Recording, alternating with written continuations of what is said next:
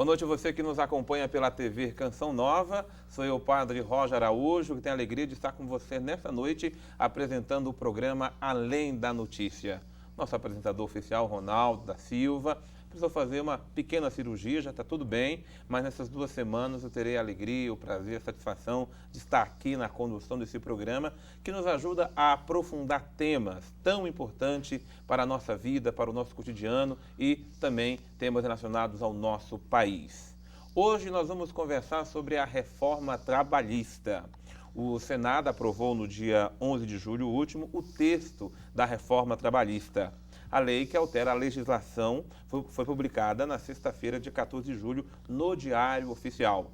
A reforma muda a lei trabalhista brasileira e traz novas definições sobre férias, jornada de trabalho e outras questões que são importantes para a vida do trabalhador brasileiro. O programa de hoje quer abordar esse tema. O que é importante para a minha, para a sua, para a família de todos nós, para a família brasileira. Vamos esclarecer o que muda as relações entre patrões e empregados. Afinal, ficar bem informado nunca é demais. Afinal de contas, é muito importante estarmos por dentro daquilo que diz respeito à nossa vida, a tudo aquilo que nós fazemos. Está aqui para conversar conosco, nos ajudar a entender, compreender, debater, conversar sobre esse assunto. Vou começar aqui pelo meu querido doutor Gustavo Schirrabi. Ele é mestre em Direito Constitucional, doutor em Direito, juiz do Tribunal Regional do Trabalho aqui no Distrito Federal. Doutor Gustavo, muito boa noite. É uma alegria receber o senhor aqui no nosso programa Além das Notícias. Boa noite, Padre. Boa noite aos telespectadores da TV Canção Nova. Muito bem. Prazer é todo nosso. Alegria imensa. Ao seu lado está o Carlúcio Campos Rodrigues Coelho. Ele é advogado e presidente da Associação dos Advogados Trabalhistas do Distrito Federal. Uma boa noite para o senhor. Seja muito bem-vindo. Prazer é todo nosso, Padre Roger. Prazer todo nosso, doutor Gustavo. E é um prazer estar aqui no seu programa. Pois é, eu começo já conversando com vocês dois. Todos nós sabemos que uma reforma trabalhista era necessária, como outras reformas no Brasil, é necessário se fazer.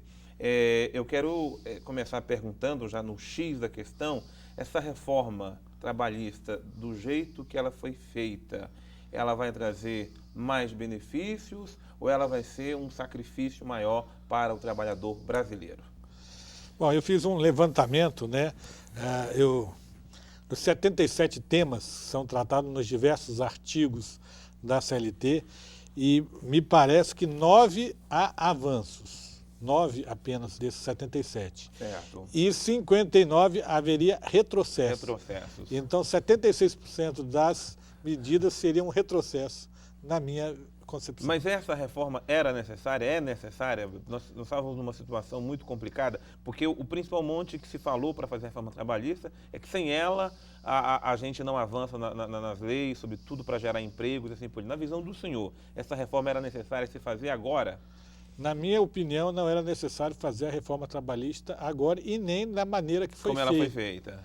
Me parece que o foco da reforma trabalhista digamos assim, flexibilizar os direitos, ou seja, concentrar o capital mais ainda em cima do trabalhador, colocar a conta da crise no trabalhador. Me parece que essa é o mote da reforma.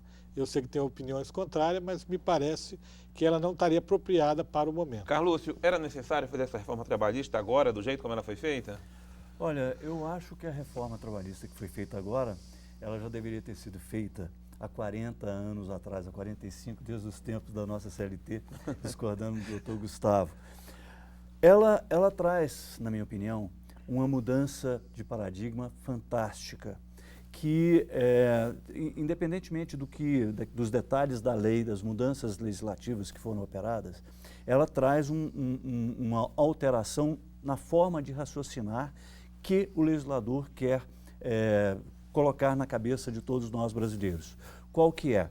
A de que esse modelo que nós tínhamos antes, em que nós fingíamos ou fazíamos de conta que nós tínhamos sindicatos que defendiam os interesses dos trabalhadores, esse modelo não existe, esse modelo é falido. Hoje, o que se depreende da reforma é o seguinte: o legislador quis impor para toda a sociedade brasileira, aos empregados, aos trabalhadores e principalmente para uma nova entidade sindical que virá, que nascerá desta reforma, a responsabilidade de buscar realmente defender os interesses dos trabalhadores e também dos empregadores. Ou seja, o que que nós vamos ter no futuro, se essa reforma realmente vingar, se ela for para frente e tudo mais, Por que vai que ser não uma vingar? Ela foi aprovada. É porque, infelizmente, no Brasil, existem as leis que não pegam, né? Mas, ou seja, como os sindicatos estavam numa posição muito confortável antes desta reforma, no sentido de que eles não precisavam sentar na mesa para negociar com os empregadores, agora não.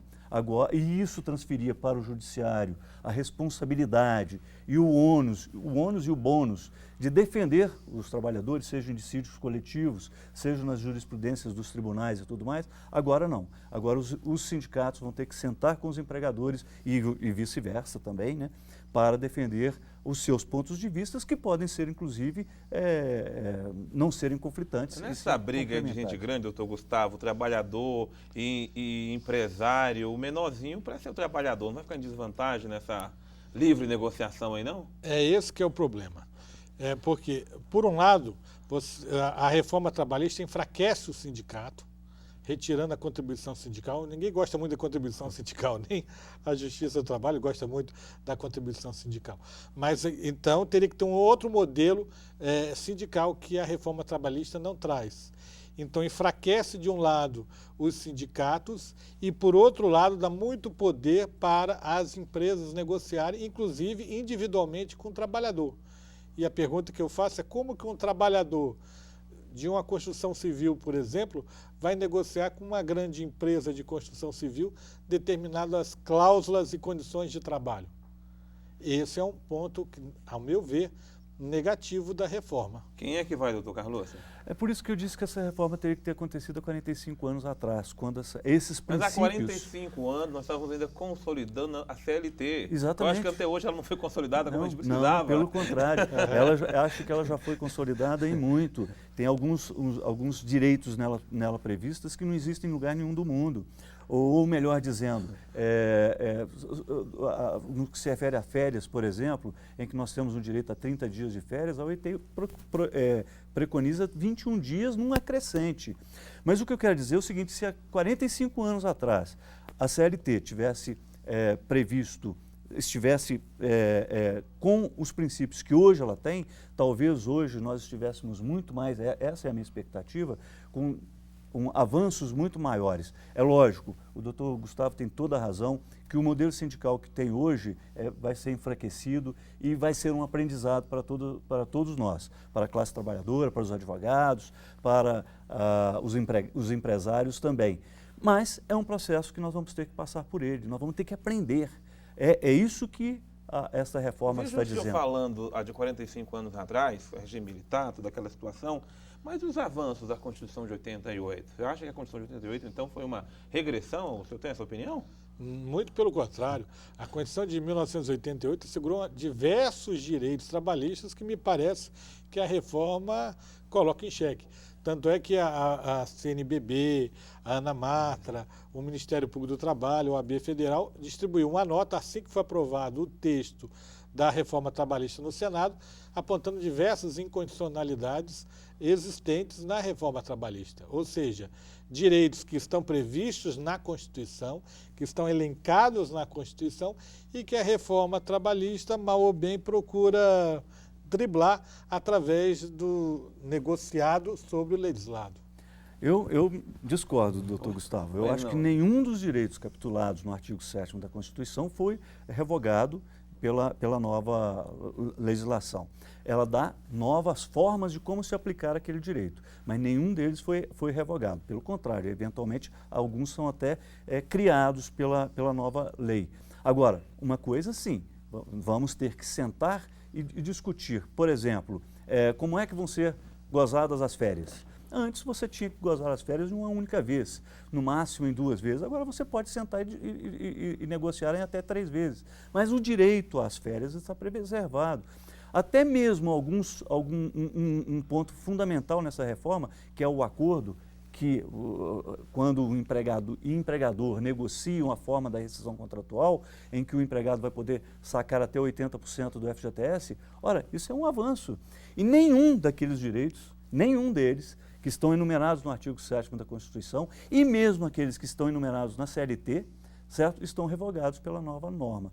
O que acontece, aí sim, é aquilo que eu disse, como a atuação dos sindicatos era muito falha, o que acontecia? O judiciário era chamado a substituir praticamente a atuação dos sindicatos. Então, o Poder Judiciário, através das súmulas do TST e por meio de decisões jurisprudenciais, ele supria a deficiência dos sindicatos. E aí, agora não. Agora, os sindicatos estão sendo ou colocados de lado, se eles não mostrarem serviço para a categoria profissional, eles vão ser colocados de lado e os trabalhadores vão negociar, podem negociar diretamente com os empregadores. É que os trabalhadores vão negociar diretamente com os empresários. Através de quem? Qual é o mecanismo para ter essa negociação? Pois é, pela lógica do sistema trabalhista, deveria ser pelo sindicato. O sindicato que faz essa negociação com as empresas, porque o sindicato representa e tem uma força perante a empresa. Pode fazer greve, tem diversos instrumentos que estão à disposição do sindicato e que o trabalhador não tem.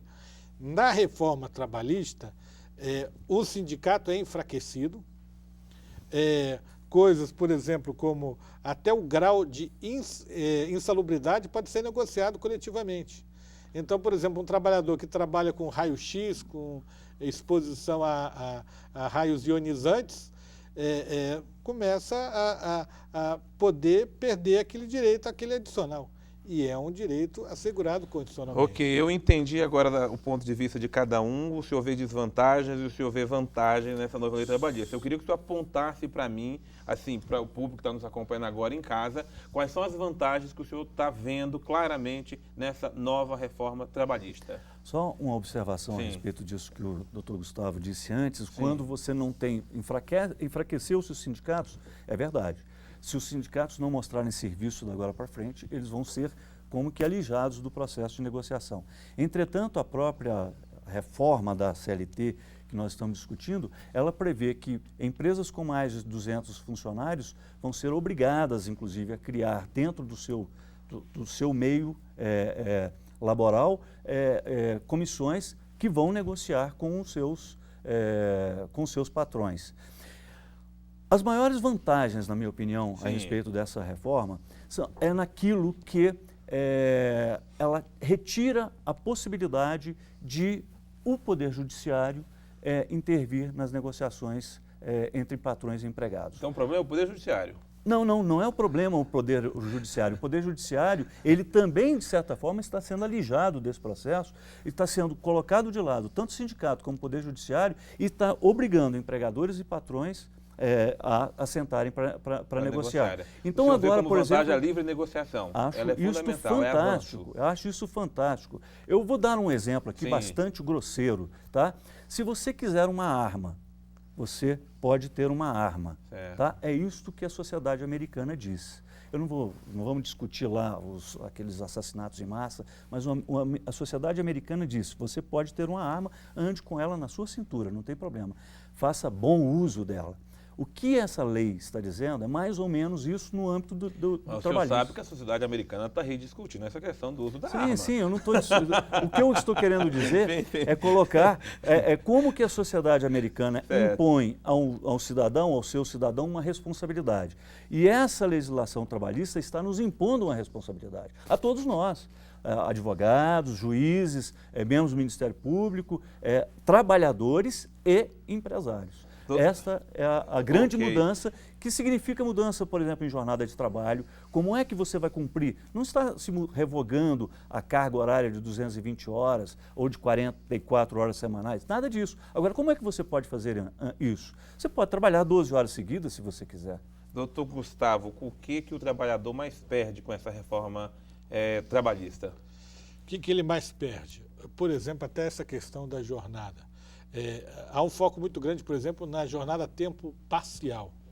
Por que o empregado precisa ficar 44 horas se a gente pode contratar ele para ficar 26 horas e pagar proporcional a 26 horas? Pega o salário mínimo e calcula o valor pelo salário hora, considerando as 26 horas.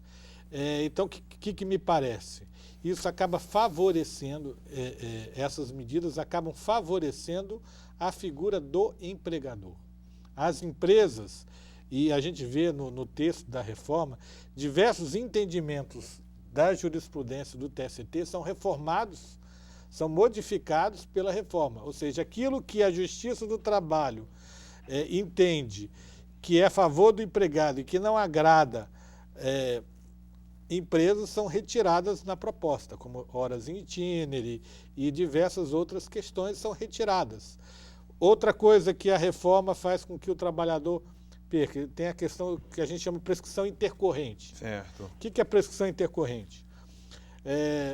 A Justiça, uma vez que o trabalhador ganha o processo, a gente inicia a cobrança. Quando a Justiça não encontra nenhum bem, não encontra nada, hoje o processo fica arquivado esperando para ver se a gente encontra alguma coisa daquela empresa ou dos sócios da empresa. Com a prescrição intercorrente, depois de 2 anos que o processo fica parado, ele é extinto. Então o trabalhador vai ganhar na Justiça e pode não levar. Isso é uma perca. É uma perca grande. Eu concordo com o doutor Carlúcio que o alvo da reforma trabalhista é os sindicatos e a Justiça do Trabalho. E isso enfraquece a posição do trabalhador. Nós vamos conversar esses assuntos e outros, né? Porque é um assunto bastante amplo, é a questão da reforma trabalhista, mas eu quero convidar você de casa a entrar na conversa com a gente também, tá? Eu sei que você tem dúvida, tem questões, tem a sua participação, tem a sua colaboração. Manda aí um WhatsApp para nós. Apenas você precisa mandar o WhatsApp em texto, tá? Não dá para você mandar em áudio não, porque não temos como ouvir agora, tá bom? O nosso número é 61 9164 4304, ok? 61 9164 4304. O tema da nossa conversa de hoje aqui do Além da Notícias é reforma trabalhista. Mande a sua pergunta, nós vamos para um breve intervalo e voltamos já para continuarmos aqui a nossa conversa.